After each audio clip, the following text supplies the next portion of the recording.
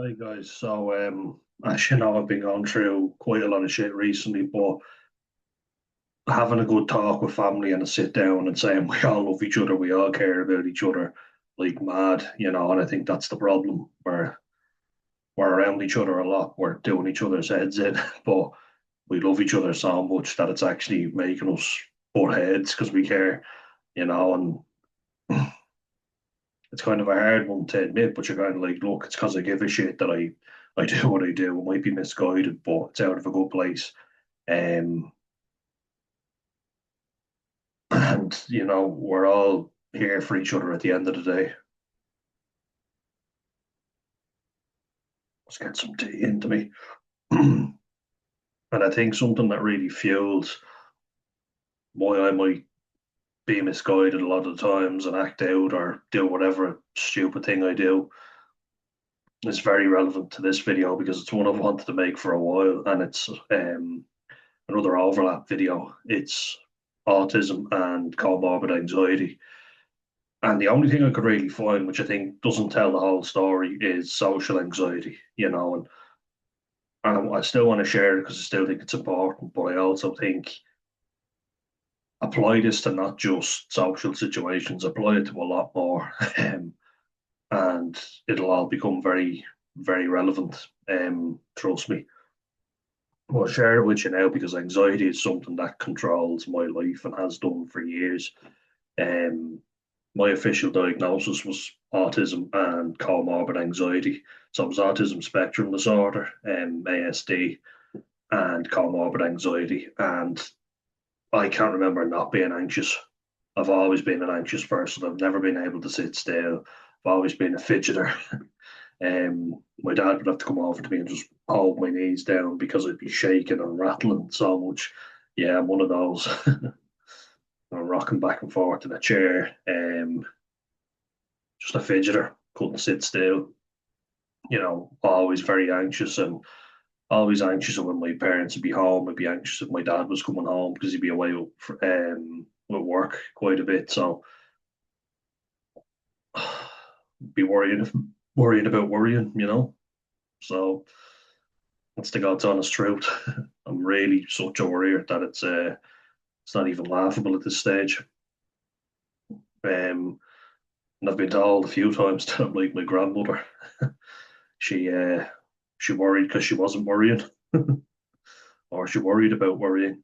And I'm always, are you all right? Are you all right? And making sure that everything's okay. And I've also been raised in an environment where everybody's like, oh, well, be careful now and watch out and don't get stabbed. My dad literally said that to me before.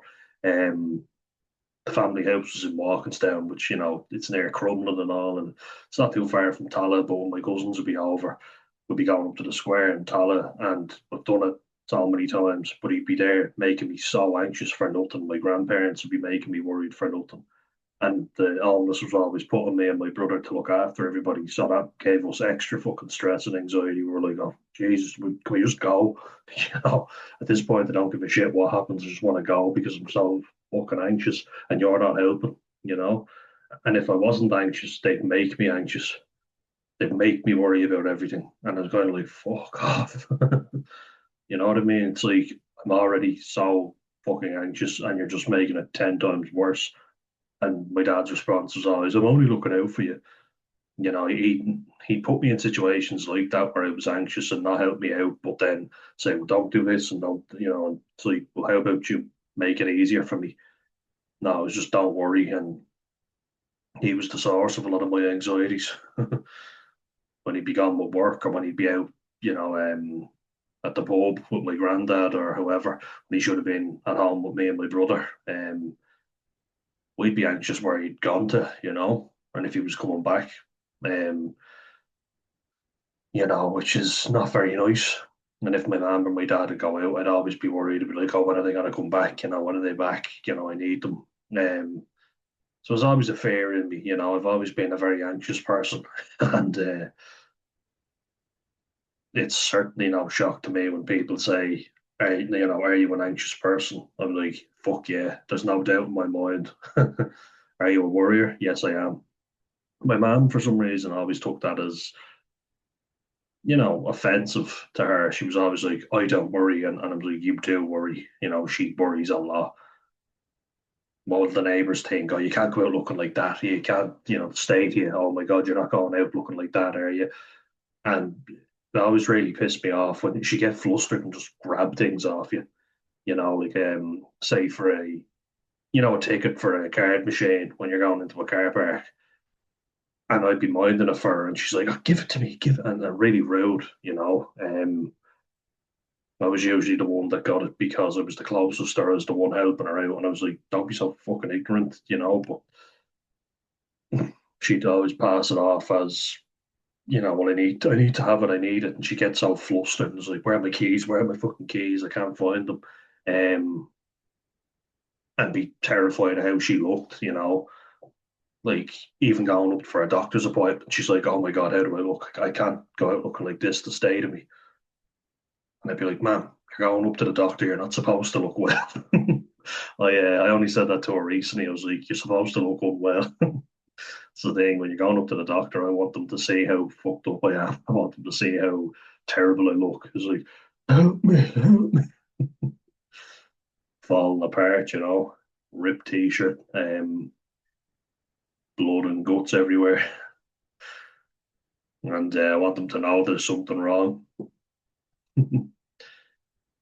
But it's not hard to see where I got my anxieties from. That's kind of what I'm getting at here.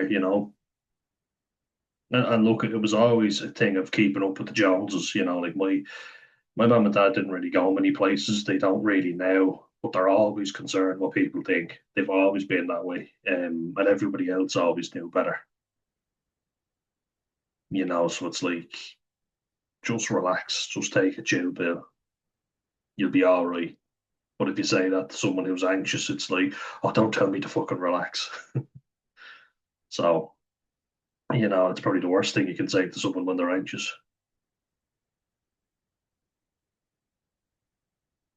Um, Calm the fuck down, calm the fuck.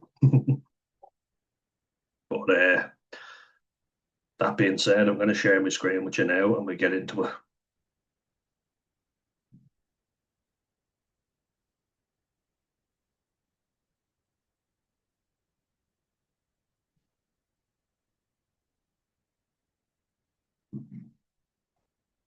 So, as I say, this one's for social anxiety. So, it's a little bit different, but I think it's quite relevant.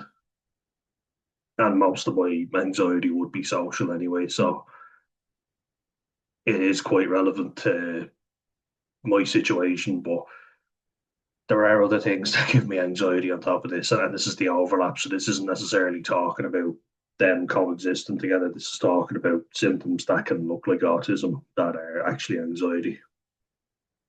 So the overlap.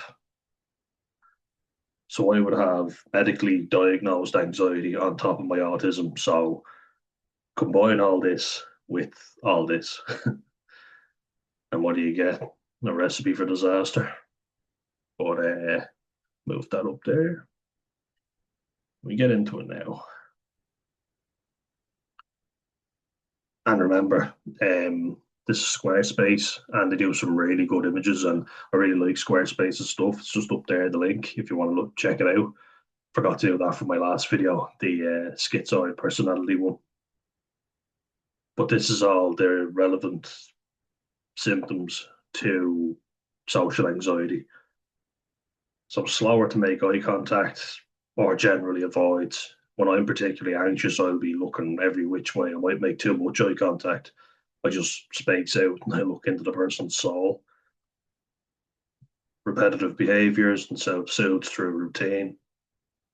Like we've gone through that one before, I think. The repetitive behaviors may have less social motivation, works well independently without it causing stress and pain.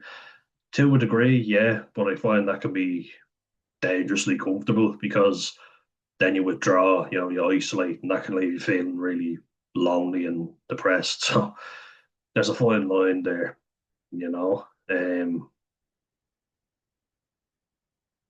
Yes, it can be easier. It doesn't mean that it's necessarily better to do everything independently. But I do get a lot of anxiety when I'm around the group I don't know. Makes friends more easily when centered on a shared interest. Yes, definitely. Because then you can talk about something that you actually have knowledge in. Whereas if you meet a group and you're just complete opposites, it's very hard to find a common ground with that person. And it can just drag, like the conversation can drag anyway. And I mean, I find I show interest in lots of things in general, but a lot of people can be very set in their ways and have only very limited interests, like reality TV or, what, like TikTok and all that. I find a lot of people can be very shallow nowadays, so that makes it very hard to have a conversation in general. Um, Never mind when you don't have a common interest. Difficulty intuitively reading neurotypical social cues. Um, I have a very good example for this one because I was struggling on how to actually say it, but when I was starting out college, I was anxious as fuck. My social anxiety was at an all-time high, and my anxiety in general because there were so many people. Um, I had to go to and from different classes that I didn't know. Asking people for information was difficult. I'm getting anxious even just thinking about it now, but it was very difficult. And I remember there was this girl in a particular group, and I'd been talking to a lad that was friends with her, and we kind of gotten along well. And I was kind of going around nervously looking for people to talk to and going to the shop and sweating and my heart rate up to 90. And I really liked this girl that he was friends with. And I had an opportunity to be in with that group, And he gave me a nod. He was like this, like as in, come over. I didn't pick up on it because he said it later. He was like, how come you didn't come over when I nodded at you? And I was like, oh, you were nodding at me. That literally went way over my head. And I kind of think, shit, was I really liked her, I would have been able to talk to her then. And it wouldn't have been as awkward because we would have been in the same group. There would have been a shared interest. But at this point, like, I was still very bad around the opposite sex and people in general. But that's where I was kind of like, oh, you fucking idiot. If only you'd picked up on it, you could have talked to her, you could have spoken to her. And because when I actually did chat to her, she wasn't stuck up her own arse or anything. She was just nervous like myself, had a difficulty breaking out of the the anxiety, the habits of staying in the same group, and just think if only I'd not been so anxious, I could have gone over. Fuck. Then like we've got sensory issues as well on top of that, and special interests. So I mean that's all self-explanatory, isn't it? So like the bright lights, the loud noises, everybody talking at once. So it's everything bombarding you. It's too much, and it can be at times even heightened when there's lots of people screaming. It can be hard for you to stay in the same place without having a fucking panic attack. And then having your special interests, dressing up your action men and your toys. Dan, you're fucking 22. Stop. I want to do my special interests. Not that I did that. I'd learned by that time to just look at my phone or do whatever. Um, but yeah, I was anxious as fuck. It was very hard to function. Then we get to this side, the social anxiety. Makes initial eye contact, then looks away. So it's like, it's hard to hold the conversation because it's like, you find it very difficult to maintain a conversation with people. And that can kind of start things off on a bad trajectory, because you're making eye contact and you're like, people might think you're not interested. They might think you don't really care. When you do, you're actually, that's the reason why looking away because you're like, oh fuck, I don't want to look stupid in front of this person, and then you end up looking stupid. The self-fulfilling prophecy. Fear and worry associated with social events. Fuck yes. Um,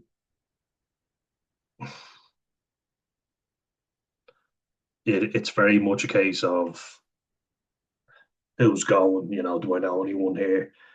Um, who will I talk to? Will I be on my own? Can I get anyone that I know to go with me? And that's a big piece of advice I would give to someone who is suffering with social anxiety. And not even with autism, I would just say, see if any of your mates are going that you know who live nearby and arrange to go together. Lots of people do that, even people who don't have autism or social anxiety. A lot of people nowadays have anxiety more than ever because of these wonderful devices. Where would we be without them? I've deleted Instagram and Facebook. I never use TikTok or Twitter, so don't have to worry about them. We still have Snapchat and WhatsApp, and obviously this YouTube. But that can just heighten your anxiety because it's never good, is it? It's always negative. Um, Geez, there's always something negative going on, and especially nowadays. Yeah, like you're always thinking when you're invited to a party. I always got a thing of, oh my God, I have to say yes because I haven't been invited to anything, when I was younger, or even if I had, I was too anxious to go. So now it's like, well, I can't complain about having no friends if I never put myself out and go to events. You know what I mean? Problem is that I said yes to everything. So bound to cause anxiety because you're saying yes to absolutely everything, never taking a backward step. Physical manifestations of anxiety, trembling, racing heart, shortness of breath, nausea, and I would say tightening muscles. I'm getting it right now where my shoulders are rising up and my neck's getting tight. My calves as well always get very tight. Um, like when I'm walking around the shop or whatever, I get really tight calves and the shortness of breath hits me. And yeah, even nausea sometimes. I can actually space out and then I can feel my heart beating up through my head. That's how um that's how nasty it is. I've always been a sweaty fucker anyway, but throw the anxiety in there and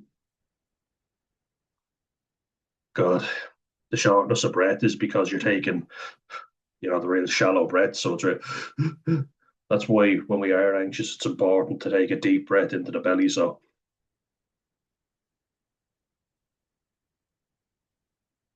that's even helping me right now. While your speech becomes more pressurized as well. That's something I'd like to throw in there. So even making this video, sometimes I can be very pressured and, speaking very fast. It's important. Let's just do it again.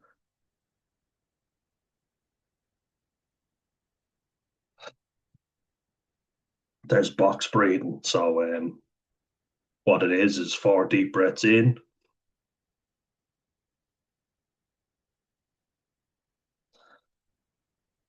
and out, 4 times on each. It really helps me and it helps ground me as well, because I can feel the shoulders coming up again. My mom has pushed them down sometimes just to remind me that it does hurt though. Like it causes your posture to slouch. You walk over like this, you can look at the ground because you have difficulty with the eye contact. So you can be looking down and like, oh, right, yeah, because you're nervous. And when you're nervous, you don't want anyone to see you. You want to curl up into a little ball and die. Um, Believe me, I know all too well. Bit hard when you're 6'4" and weigh over 100 kilos.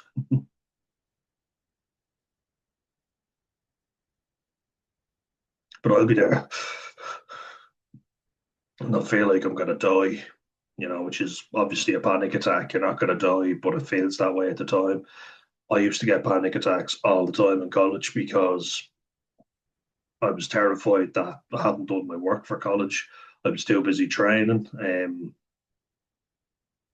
I was nervous about work. I was nervous about the game at the weekend, that I had to play. I was nervous that I wouldn't make it in time for training. I was always rushing around the place. I was always late, so that never helped either.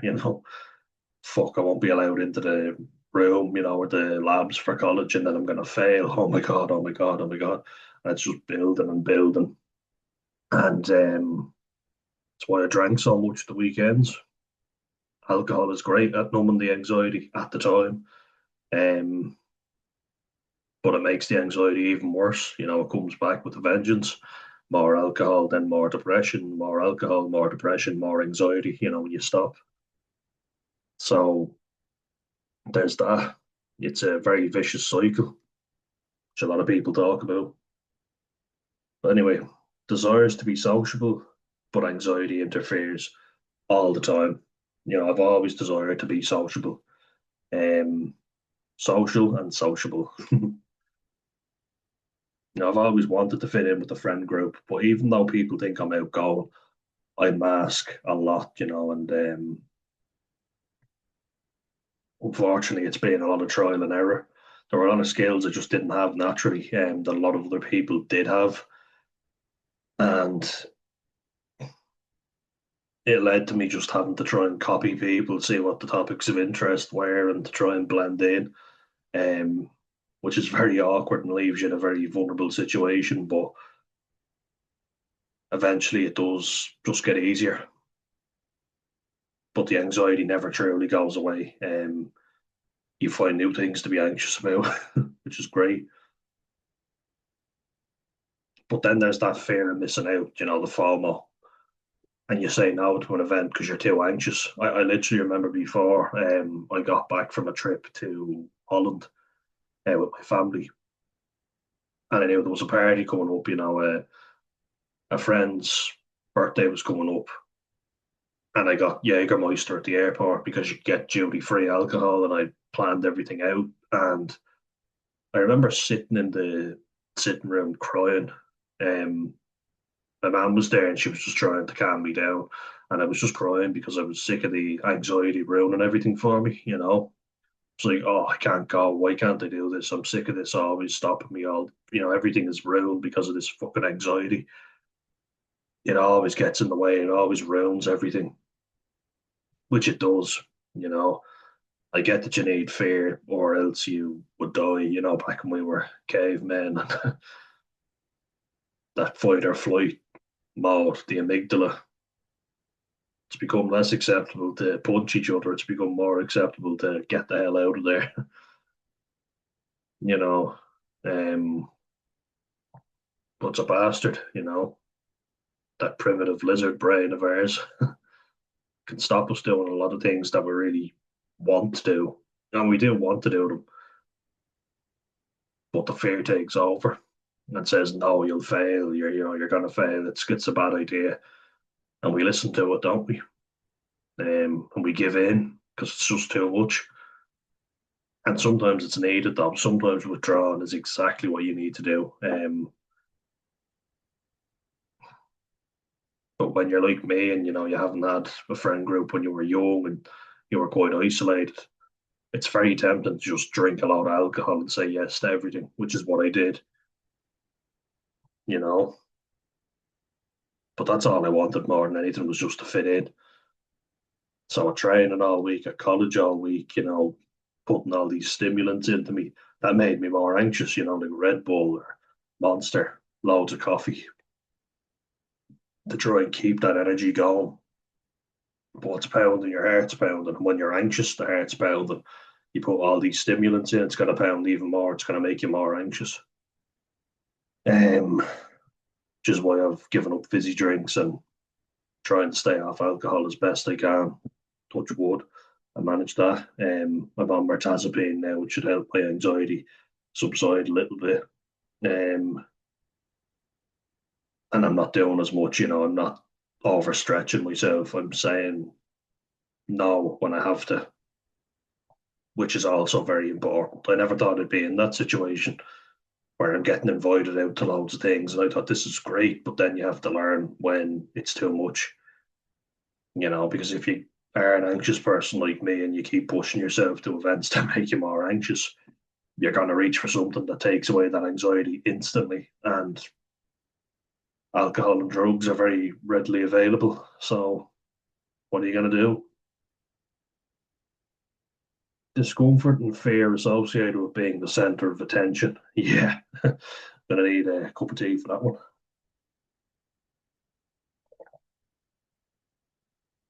So, say for instance, you say something really funny and everybody's listening to you, and it's like, say it again, Dan, tell everybody the joke, it was hilarious. Or dancing. Oh, dancing's always been one for me where I'm like, oh God, I don't want to do this. I need to drink if I'm going to dance in front of a load of people or do karaoke and sing. Oh, which I have done, but I was absolutely buckled at the time. When is there ever another time to do karaoke? If you haven't been drinking, don't do karaoke. Well, yeah, I remember having to present my project before in college. Now I could do this, like I can make YouTube videos now, and I like doing it. I actually enjoy doing it. I can speak to anyone about anything, and I can bullshit people. I can present like there's no tomorrow. But before, I used to be absolutely breaking it. I couldn't stand in front of a group and present. The thought just made my heart sink, and everybody paying attention to me. I'm kind of like, oh no, I'm gonna fuck up. I'm gonna mess up now. Everybody's looking at me, because they're expecting something from me. And that's the thing. They're expecting you to be good at something. Like say with rugby matches, if someone tells a friend, I should see Dan playing, he's really good. I will then go, oh shit, now they're expecting me to be good when they show up to watch me. And if I'm not good, they'll think I'm shit. And then if I am good, they'll expect me to play like that every week. Notice how you can't win. That mindset, you cannot win. And it's fucking exhausting. Let me tell you from experience. Yeah, being the center of attention. It's still something that causes me anxiety, but I can make these videos now knowing that nobody's watching as I make them and I can edit them afterwards. Blushes easily. Oh, I think I've always just had big red rosy cheeks, but yeah, probably do. Don't think anyone could notice because I've always got a big red sweaty head in me and sallowy skin. So, but my palms get all sweaty as well. They get very sticky and clammy. Right now, the backs of my hands are like that, which is weird, but tally ho, ruminates on social situations, absolutely. And the rest, I ruminate on everything, how I'm going to approach any situation, doing the shopping. I can even ruminate about that, like, oh, I have to go to this aisle, then I have to get the bread, to get the milk, I have to get the vegetables, the fruit, I have to get the meat, and then I'm like, oh, that'll just be done. Then I have to remember to bring my bottles that you bring back to get your money. The return scheme to get your 25 cent per bottle. I have to do that. I have to make sure I bring them as well, or I get really annoyed. And then I have to make sure to use my vouchers and duns, get my money off, and make sure to use them before you use the voucher for the bottles. Because if you use the voucher for the bottles first, the shop's value goes down, and then you don't get to use your €10 vouchers and your €5 vouchers. Only people in Ireland will know what I'm talking about here, but causes me a lot of anxiety, believe me. Social situations are even worse. It's like, what will I wear? Who'll be going? Do I fancy anyone going? And I've kind of given up on trying to meet someone at parties because, it's never really worked out for me before. It's kind of like you meet someone, but you don't want to embarrass them. It's like when you're 14 at a disco and you're looking across with your little cup of rock shandy or something, and will you meet my mate? And then all your mates go over to ask. But I was quite terrible at those things because I had to be sober. I didn't go very often, believe me. I didn't have many friends at the time either, so Yeah, geez, anxiety ruled my life when I was a young, not even just a teenager. Since I can remember it being an anxious wreck. Um, Alcohol helped a huge amount, but it also made it 10 times worse when I wasn't drinking. But I think through realizing it's not the end of the world. If you give a presentation, take a deep breath. If you've done the preparation and the research, you know exactly what you're doing, and you'll be fine. Reading Noel Fitzpatrick's book as well, talking to the animals, Mega Husky. You'll like that one. If you haven't already read it, it's a really good read. But he was talking about getting so nervous that he got diarrhea before the presentation. Never got that bad, thank God. Touch wood, I never do. Imagine how embarrassing that'd be. But I remember before, like getting so anxious that you're pissing like a racehorse because you have to go to the toilet so much, and then I get really dry mouth, so I'll drink water, and then I have to go again. And weirdly enough, I've actually done really well in interviews and presentations when I was holding in a piss. So I had to go really badly, but I was holding it in. I got to the relevant stuff really fast, so I didn't go off on a tangent. Like I tend to go way off on a tangent, but I didn't do that. I was short and succinct. So sometimes it can help. Just saying. But I ruminate on everything. Who I'm meeting, what I'm going to say to them. If I look stupid, if I'm going to go back, if I'm able to go back. Fucking everything, and it's exhausting. It wears you down, believe me. But then, the overlap, which we're getting to now, would be gaze avoidance. So I became aware that I stare quite a lot. So it's like that. And I look quite awkward when I'm doing it. So then I'm like, oh, pretend you're not, look away. Can look quite creepy at times. And in Ireland, we're not too fond of people looking for too long. I've noticed in mainland Europe, like in Germany and Holland, they stare quite a bit. It's quite weird, and they do look for an incredibly long period of time where they're eyeballing you. Here, it's like what you staring at, what you looking at. We do that quite a bit, it's a real intimidation tactic. Like, what the fuck are you looking at? The Irish hard man will use that one quite often. Jokes, jokes. Discomfort starting conversations. Now I'm a lot better. Like you wouldn't even recognize what I was like before. I would need someone to open up the conversation, and I would need to be drunk. I couldn't think of how to start conversations, and that plagued me all the way up till I was 16, 17. What do people talk about? What are people interested in? I just couldn't think of anything to say. You know, and it made me physically feel sick thinking of it because I was like, oh my god, what am I going to talk about? I'm sitting around, I have no idea what to talk about. Oh, you had to make you blush for me if you could see me before as a kid. I just couldn't think of anything to say. Um, so like dating was very hard when I was younger. It was impossible pretty much, until I got to about 17, 18. I was useless with the opposite sex. Still not great now, but I'm a lot better than I was.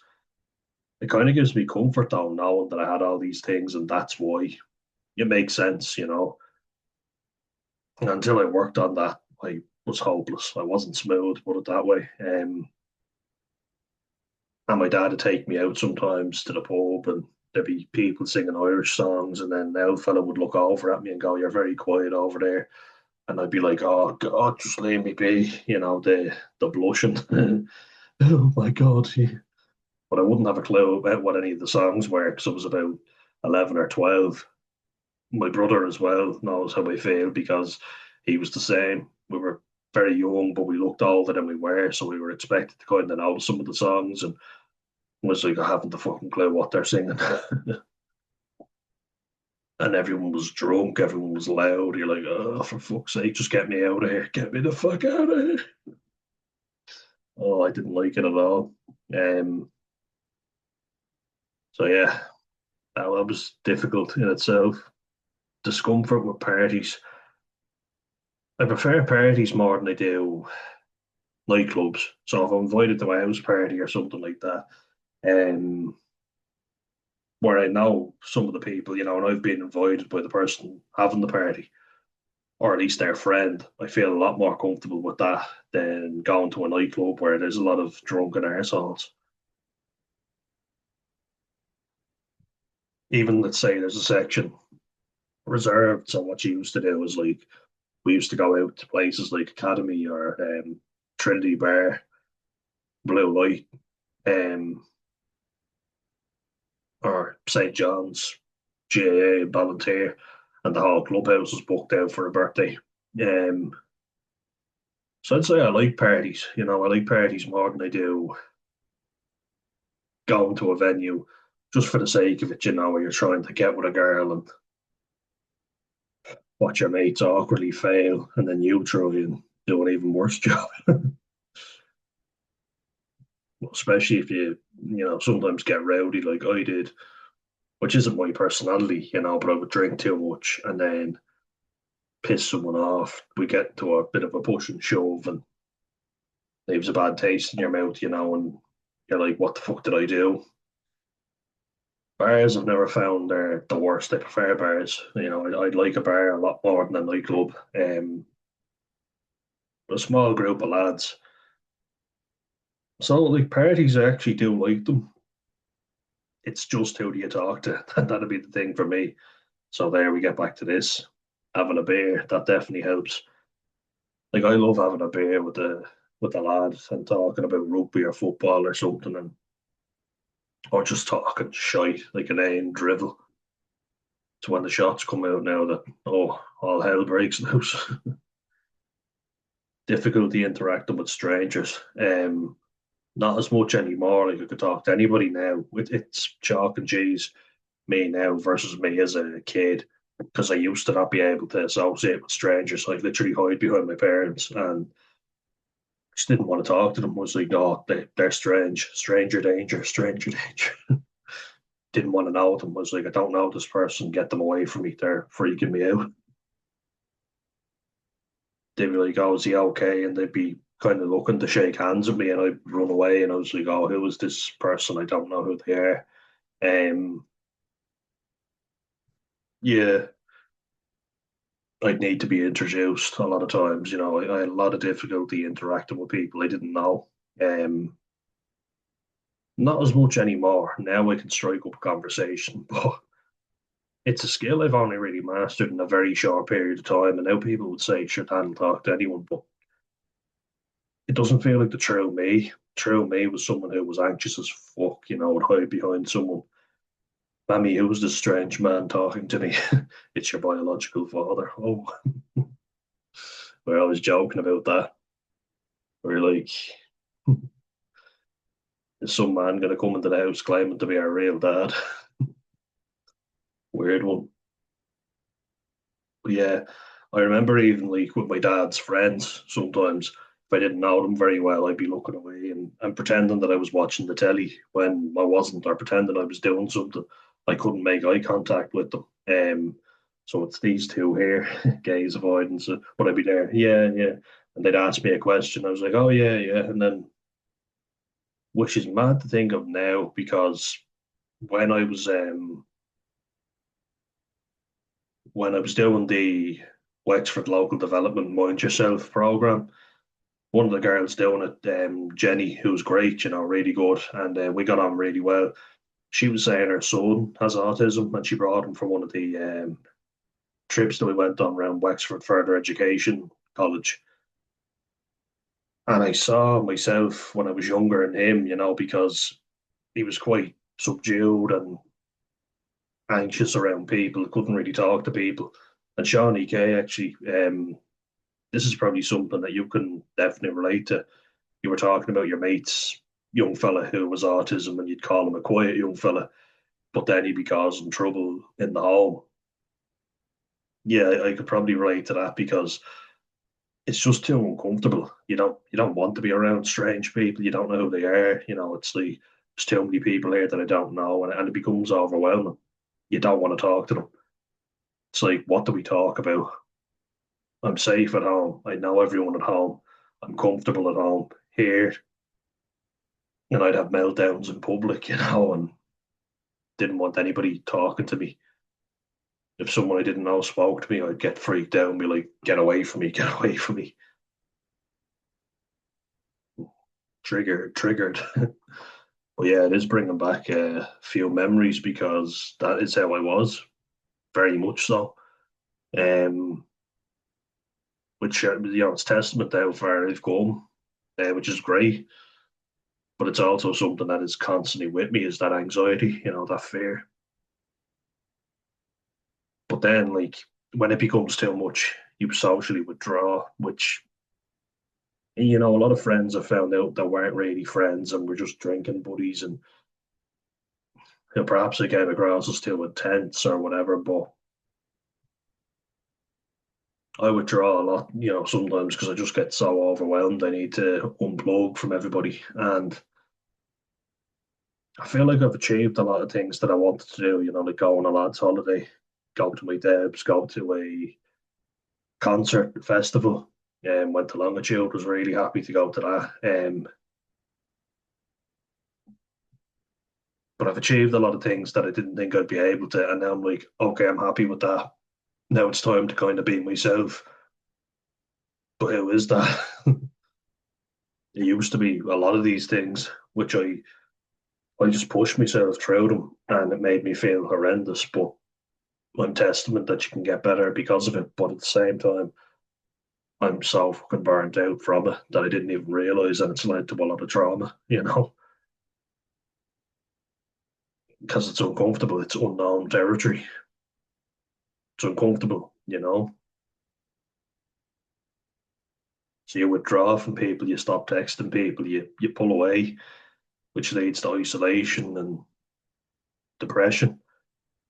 And the anxiety gets worse when you do try and socialize because you haven't done it in a while. You lose the skill, so you've got to be mindful of that. You've got to get healthy habits for reducing the anxiety. Mine is nature walks and swimming, which I post a lot of, and I'm doing a lot more of that than going out binge drinking. Thursday just gone was a blip, but one that, touch wood, I will get over. And thank you again to everybody who has commented nice posts and best wishes. I really appreciate you guys. It's helped me more than I can even tell you. It really has. But then social avoidance, yeah. So it's funny because the thing with me and rugby is that I always loved the sport. It was the social element that I hated. You combine all this stuff, I always loved rugby.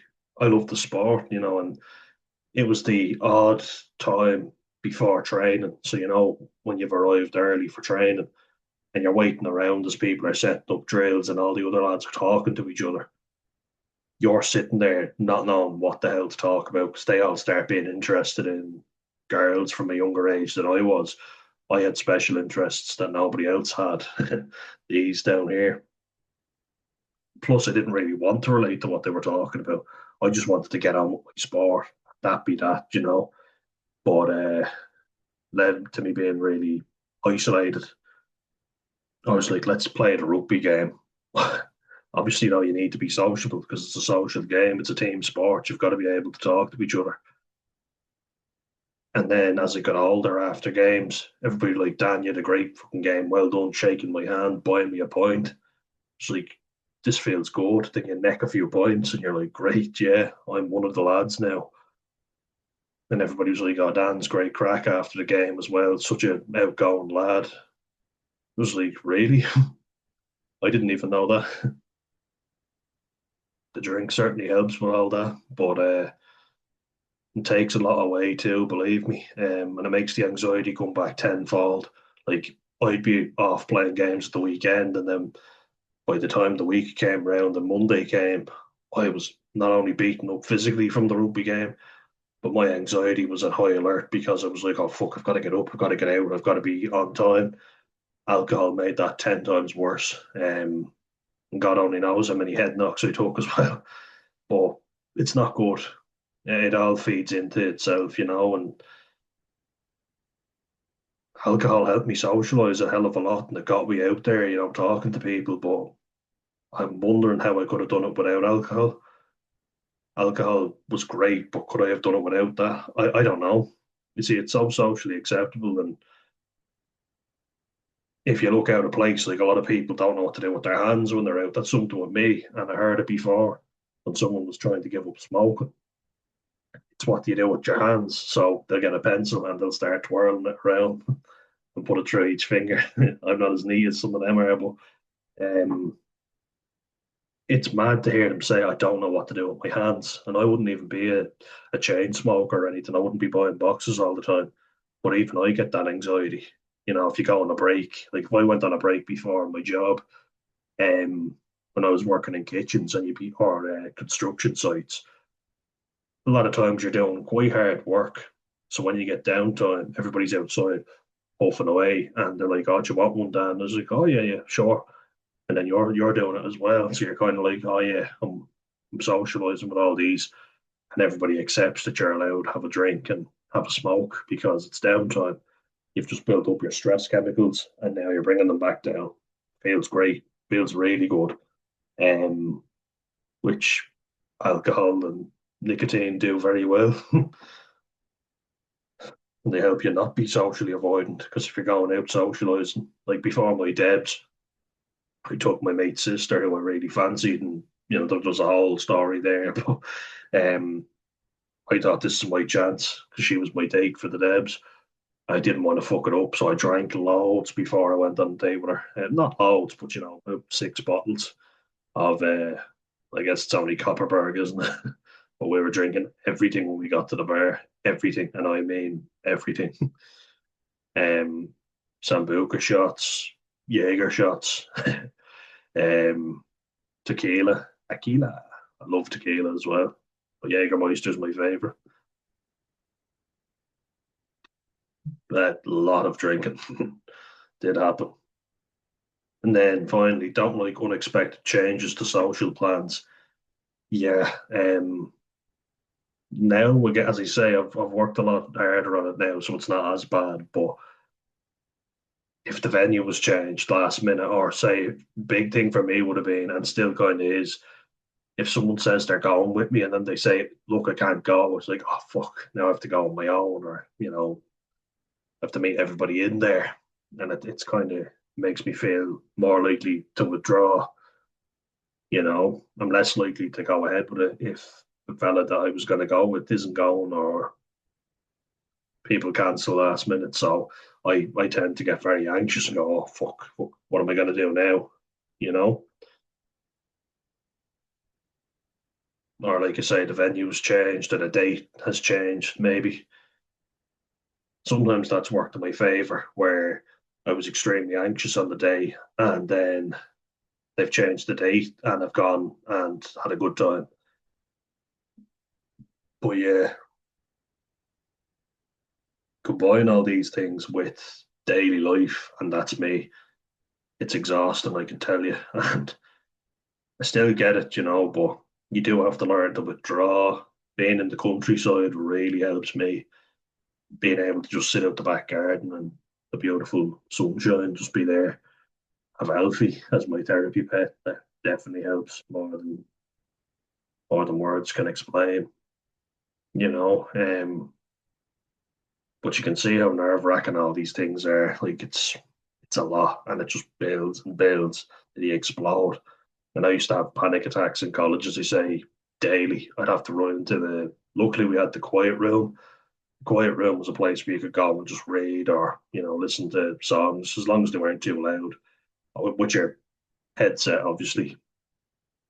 I remember going in there many times when I got really depressed or anxious, um, and just crying to myself because it was too much. Trying to keep up with rugby training, college, falling behind. So that was a great facility to have. Yeah, I needed it. I really did. If I didn't have that, and then Ashley, it was brilliant. The counselor, the IT talent counselor, she was brilliant, really good. Ashling O'Brien, I'll give her a shout out because she was excellent. Without her, I would not have gotten through college. And Geraldine Roach and Gary Donner, the learning support officers. Geraldine was the learning support officer and Gary was the disability officer. So it's great. Like, I mean, that's the thing. If you don't check in with the facilities, how do you hope to get better? Do you know? And through meeting them, I start volunteering to be a student leader, to be a peer supporter. I start getting more involved in the college life. You know what I mean?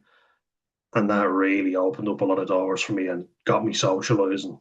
With a load of like-minded people who are anxious students, but they're looking to contribute. And it's weird because in secondary school, someone who contributes a lot and is like the student body president. It sounds like a real American thing, but they're seen as kind of nerdy and looked down upon, especially in an all boys Irish Catholic school.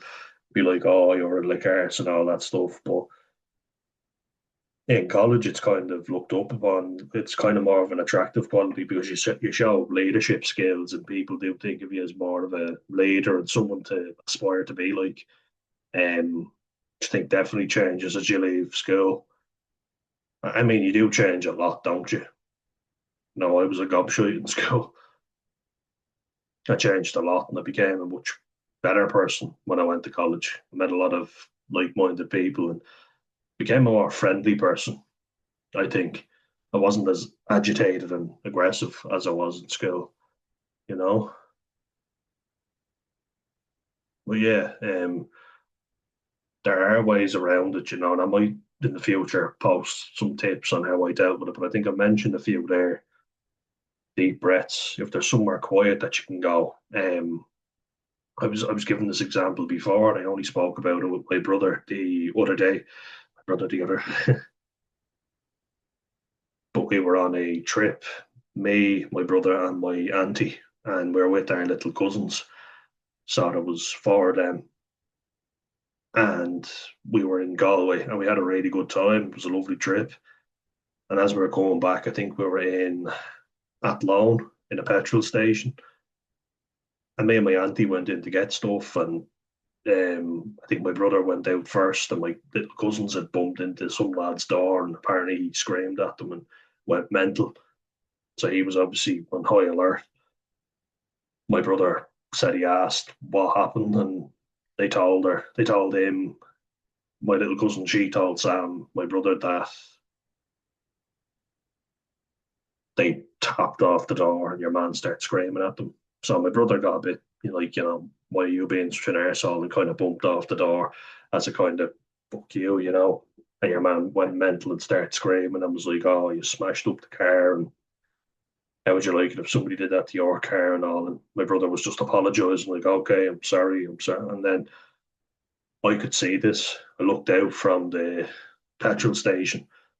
So I looked out and I see it, and it made me anxious. So this is just a piece of advice because life experience can teach you a lot of things. And I took a deep breath. I was like, okay, he needs you. So calm the fuck down and go out and deal with this. Take a deep breath, assess the situation, and head out there. And I said, what happened here? Like, why are you screaming at my brother? And your man goes, because they're after smashing up the car. And I was like, the car's fine. Will you get over yourself? And he was like, how would you like it if someone smashed up your car? Well, I smashed my door into yours. And I was like, you're not going to do that. Just calm down and get into your car. And he said, you'd want to watch your attitude, son. And I was like, my attitude, Jesus. And he told me to calm down as well. And I was like, fucking hell, you'd want to take a bit of your own advice. And the wife just kept apologizing to me. Not your fault, just pick a better husband. But I could have ran out there and gotten up to 90 as well, and either frozen, gotten really anxious, or just started shouting at him as well. Um, but I think I handled it in a good way, calm and relaxed. And you do deal with a lot of disputes when you work in the retail industry. A lot of unruly customers, and you can't just scream at them. So that can make you very anxious. And it sure did. Like I had people, squared up to me, and I was like, "This is a fucking cafe with families and kids, and all. You're not buying something here. Get out." You know. And I have some fella like eyeballing me, and I gave that example before. I asked him to leave because he wasn't buying anything from the shop. I said, "Sorry, if you're not going to buy anything from the shop, I'll have to ask you to leave." Taking the fucking piss, and getting really fucking aggressive for no reason, and just like squaring up to me. And I said, "Just leave, will you?" And then he was like, "Oh, for fuck's sake," got up and stormed off like a little kid. And his girlfriend apologized. And again, not your fault, we'll pick a better fella. And there's a lot of times I didn't want to deal with that stuff, like because I'm a big fella, people just volunteer me for all that stuff. I don't fucking like it, it doesn't make me feel good. Makes me feel like shit, but I always was the one who drew the short straw. And one day I said to my manager, I was like, "You deal with it. I'm not fucking dealing with it this time, you know, because it's nerve wracking. It is. And like, this is the thing. I want to make the channel a safe space to talk about that. Um, because all these things do trigger your anxiety, Nobody likes being screamed at. And a lot of people like to make out as if, I don't take shit and I stick up for myself. A lot of people freeze and shit the bed, you know, and rather than admit it, they go, "Oh no, I'd do this if they did." Then it's like, "No, you wouldn't. I've seen you in action." And that's okay to admit that you're nervous. Sometimes people freeze when someone's screaming at them, especially if they haven't had time to adjust. It's a natural thing. It's like, "Well, why the fuck are you angry at me? What have I done?" And I used to get very anxious around bosses and managers. It was like, "Oh my God, what have I done wrong?" And I've had false accusations made against me as well. And then I get really pissed off, you know? And a lot of times when you're anxious and you're trying to get stuff done and people are screaming at you, it's like, "Oh, just fuck off. I need to concentrate." And you can't if you're in your emotional brain. You can't use the rational mindset. That's skills again from dialectical behavioral therapy that really have helped me out. And then compassion focused therapy. Have compassion for yourself. Somebody might say, "Oh, if they did that to me, I would have done this," and be like, "Yeah, well, I'm not like you. My reaction is different," and have compassion. Too often, I find myself comparing myself to everybody else. And a few people have opened up to me and admitted they don't like conflict. And I don't think anyone does really like it, unless you're a complete arsehole, who just gets joy in other people's suffering and misery. I don't think you're going to like conflict. But there are some people who are much better at handling it. And I think through working jobs where I'm dealing with people, not only have I gotten better at interacting with people, but it teaches you conflict resolution so that you don't get so anxious you can't cope, you know. And sometimes you learn to go, I'll just leave it, you know. And so that in itself is building skills, which I think through working in retail I got, and also the service industry, hospitality. Because you can scream at someone, but you're not keeping your job if you do that. You're getting sacked. You got to learn how to be a smart arse. I found that was a really good skill to have. Be a passive aggressive smart arse. It's a skill that'll stand you in life, trust me. This one fellow was in before and he was really rude and just real stuck up, how much was that? And I said that we give a one-sized cup for a pot of tea. And he said, "Oh, you only have one size cup." And I was like, "No, of course we don't. We wouldn't do very well as a cafe if we only had one size cup, would we?" And he was like, "Oh, I see, I see." I was like, "Yeah, bit smart ass, but you kind of get away with it." And sometimes I just did not have the energy to deal with people, but gotta put on a smiley face and pretend like you're raring to go when you're dragging your fat ass around. But yeah, anxiety hits me in all areas, and it's not just social, but Mine is comorbid, so it's not just one way or the other. And I just want to highlight that, it can happen for any reasons. I'd be very anxious over my brother getting ready for college. I remember my granddad joked that he called me mammy because it was like, do you have your lunchbox and do you have everything with you? Do you have your map of the college? I was just making sure he was all right. God knows mothers do it better than fathers do, don't they? They definitely do a better job looking after the kids. um, but yeah, before I go off on one, that'll do it for this one, guys. And I hope you enjoyed it. I'll see you in the next one. And thank you again to everybody who reached out to me. Massive thank you. I really appreciate it, and I'm doing a lot better. So just want you to know that, you know. And you guys have helped me more than I can even say. So doing much better. Getting an assessment soon from the psychiatrist. And fingers crossed, everything looks up. Okay, so it's long fall, guys. See you in the next one.